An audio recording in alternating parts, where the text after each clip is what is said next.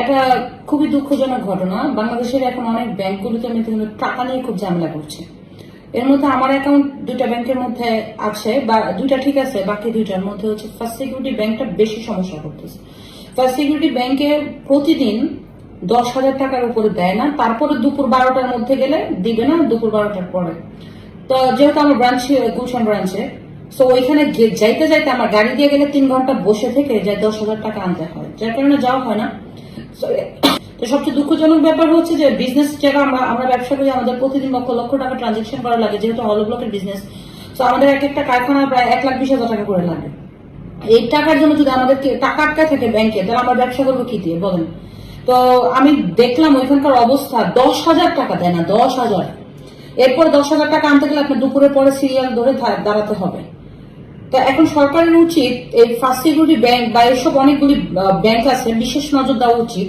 এমনও আগে বুথে থেকে আগে 2 লক্ষ টাকা মিনিমাম উঠানো যেত এটিএম কার্ড দিয়ে, এখন কিন্তু অন্যান্য ব্যাংকে 1 লক্ষ টাকা পর্যন্ত সীমিত দিছে।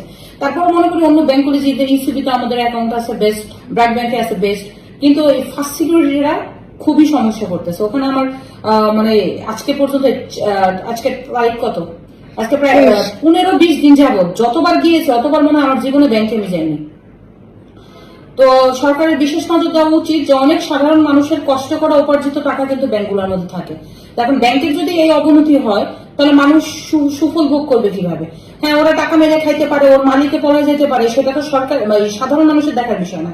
এখন এটা উচিত সরকারের এটাকে লোন দিয়ে অন্তত মানুষকে বিদায় করে দেওয়া, অথবা কোনো একটা ব্যবস্থা করে যাতে সাধারণ জনগণ হয়রানি না হয়। এটা রীতিমতো সাধারণ জনগণ হয়রানি হচ্ছে। যাদের লক্ষ লক্ষ টাকা আছে তারা যদি 10,000 টাকা করে উঠায়, আপনাকে বুঝতে হবে 10,000 টাকা উঠায় 1 লক্ষ টাকা উঠাতে লাগবে 10 দিন, আর যদি তারা 5 লাখ টাকা থাকে তাহলে উঠাতে লাগবে কমপক্ষে আপনার 1.5 মাস 2 মাস। এভাবে চললে কি ব্যবসা চলে? তো ফার্স্ট সিকিউরিটি ব্যাংকের উপরে বলবো যে বিশেষ নজর দিয়ে আসলে এই ব্যাপারগুলি সমাধান করা উচিত। এভাবে মানুষের অর্থনৈতিক অবস্থান কিন্তু ব্যবসায়ীদের খুবই খারাপ। তো এই সংকটময় অবস্থান থেকে যদি তারা টাকা আটকায় রাখে, এটা আরো বেশি খারাপ হয়। ভালো থাকবেন।